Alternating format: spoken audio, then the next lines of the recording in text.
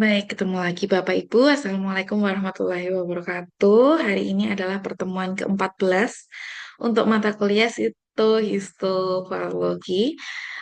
Jadi eh, hari ini adalah materi terakhir nih Bapak Ibu untuk perkuliahan untuk perkuliahan mata kuliah ini. Sebelumnya saya izin share screen terlebih dahulu. Nah, di materi terakhir ini kita akan eh, belajar bersama ya Bapak Ibu terkait keselamatan dan kesehatan kerja atau ketiga laboratorium patologi anatomi. Kalau yang di sebelumnya tadi kita sudah belajar tentang kendali mutu baik internal ataupun eksternal dari lab PA. Sekarang kita belajar terkait keselamatan dan kesehatan atau ketiga laboratorium patologi anatomi. Nah, di sini kita harus tahu dulu terkait tahapan manajemen resiko. Jadi yang pertama adalah identifikasi dan evaluasi bahaya. Kemudian perencanaan untuk meminimalkan resiko. Lalu yang ketiga, menerapkan rencananya. Komponen dari inventarisasi bahan berbahaya, ini ada indeks paparan biologis dan jenis-jenis barang yang berbahaya. Untuk sumber bahaya di lab PA itu ada 5. Yang pertama agen biologis, yang kedua agen iritan, yang ketiga agen korosif, yang keempat agen alergen, yang kelima adalah agen karsinogenik.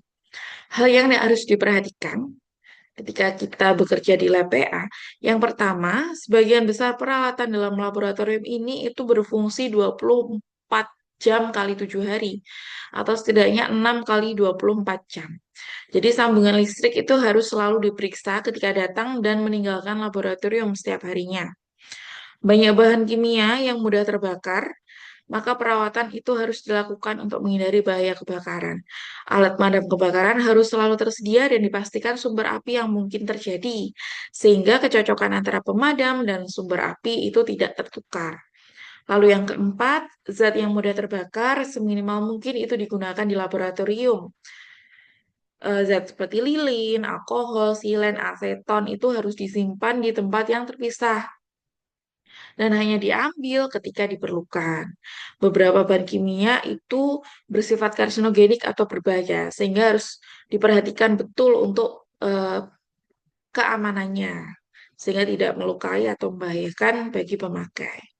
Kemudian untuk peraturan umum dari lab PA, yang pertama terkait tempat laboratoriumnya.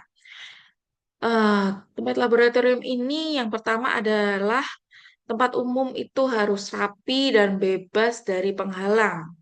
Kemudian bangunan itu harus bersih, tidak boleh ada cacat struktural di lantai, tangga, dinding, dan juga atap. Lantai dan tangga harus seragam dan tahan slip ya. Jadi eh, tidak boleh gampang terpeleset gitu ya, membuat licin gitu.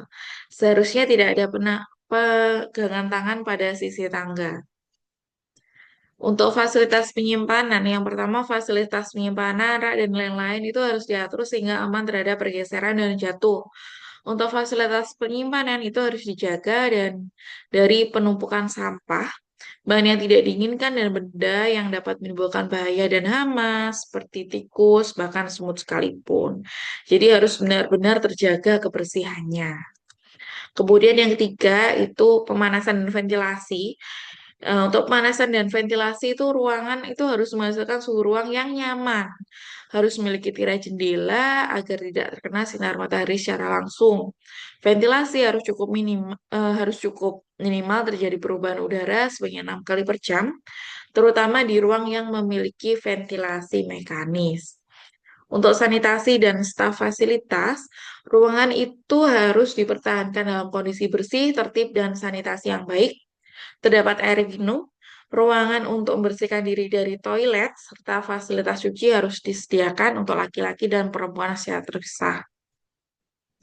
Kemudian untuk air panas dan dingin itu juga harus tersedia, terus sabun, handuk itu juga harus tersedia. Ruangan ganti untuk laki-laki dan perempuan juga harus terpisah. Harus ada akomodasi atau misalnya locker yang digunakan secara individual untuk pakaian berganti, pakaian ganti atau pakaian bebas. Untuk penerangan umum itu harus memadai kurang lebih sekitar 300 sampai 400 lux.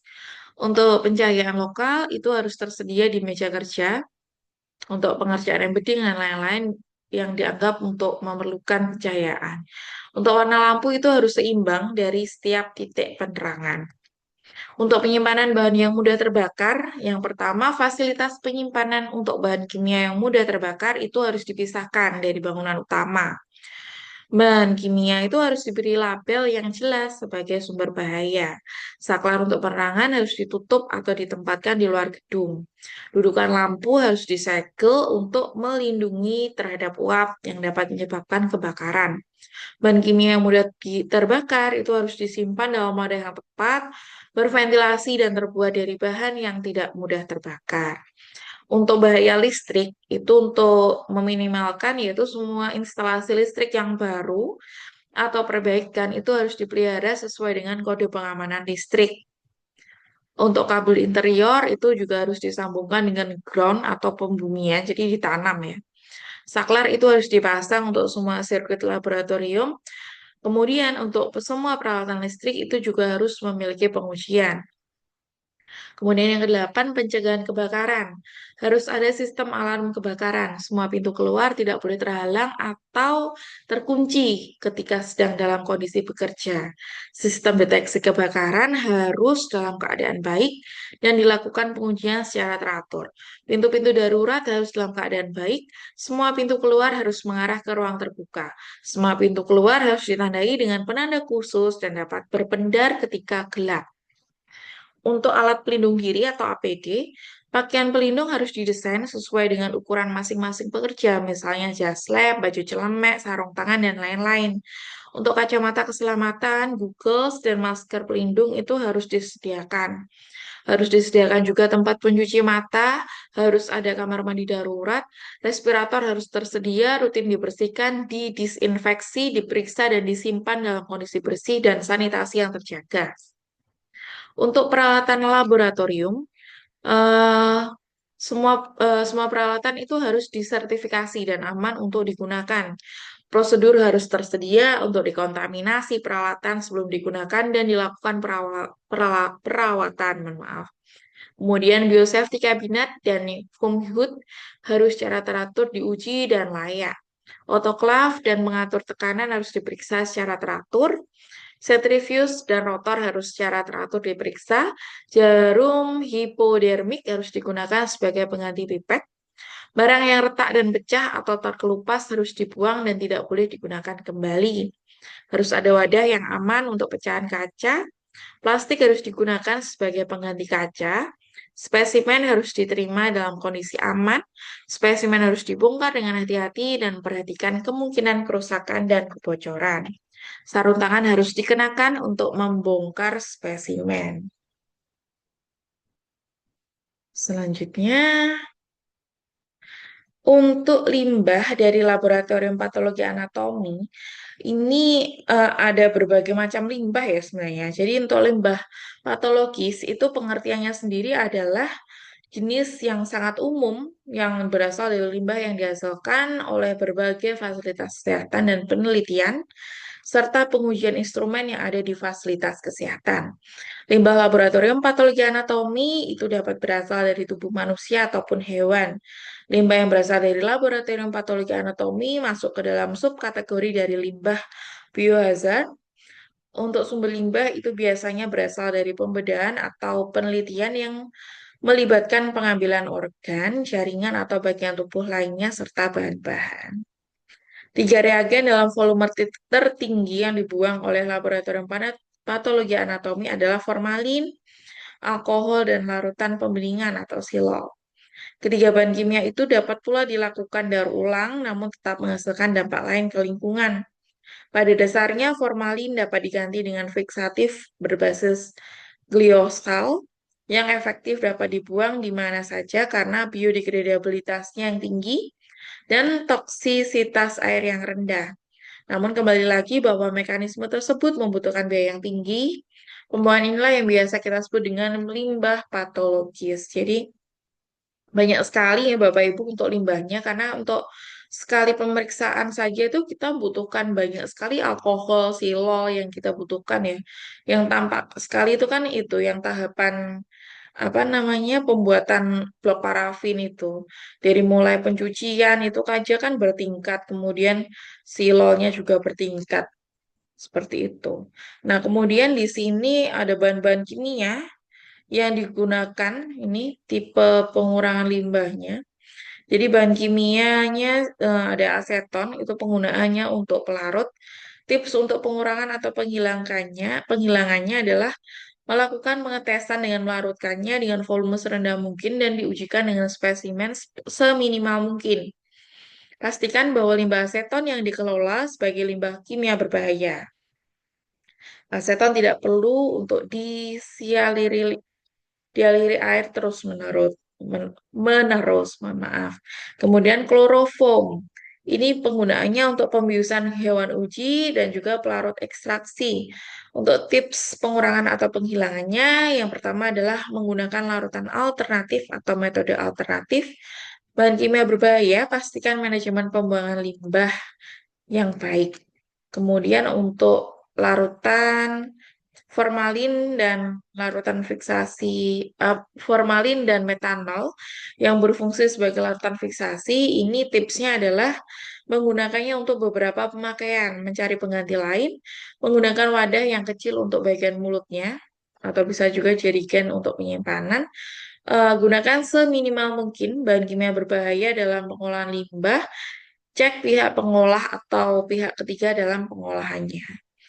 Kemudian yang keempat ada silol, fungsinya sebagai pelarut.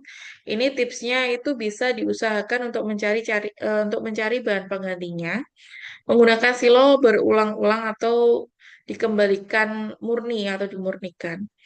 Dipastikan pengolahannya masuk ke dalam limbah berbahaya. Selanjutnya, tips untuk pengurangan bahan kimia yang berbahaya. Yang pertama adalah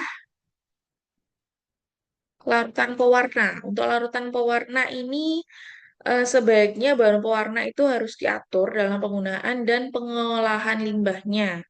Pewarna ini harus dikategorikan ke dalam limbah berbahaya.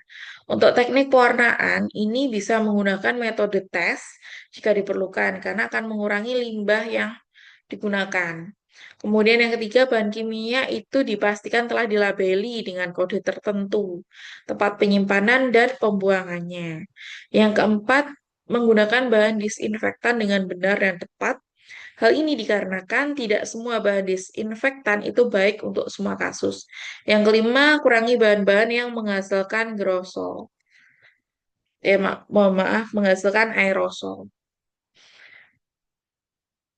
Selanjutnya, nah, terima kasih. Ternyata materinya sudah selesai, Bapak Ibu. Jadi, ini adalah materi terkait keselamatan dan kesehatan kerja. Ketiga, ada laboratorium patologi anatomi. Jadi, ini memang untuk lab PA ini banyak sekali bahan kimia yang digunakan, ya Bapak Ibu. Jadi, harus di harus benar-benar hati-hati karena dalam penggunaannya pun itu sangat mudah sekali terbakar. Selain itu, kita juga menggunakan alat-alat yang semuanya itu berbasis listrik ya Bapak Ibu, seperti oven dan lain sebagainya. Sehingga harus dicek juga untuk instalasi listriknya. Begitu Bapak Ibu. Untuk materinya demikian. Selanjutnya kita bisa berdiskusi ataupun bertanya jawab terkait materi ini. Ini adalah materi terakhir ya untuk pertemuan di mata kuliah patologi ini. Terima kasih Bapak Ibu untuk materinya. Saya akhiri dulu ya ini. Wassalamualaikum warahmatullahi wabarakatuh. Selamat siang. Kita lanjut diskusi dan tanya jawab. Saya tunggu Bapak Ibu. Terima kasih.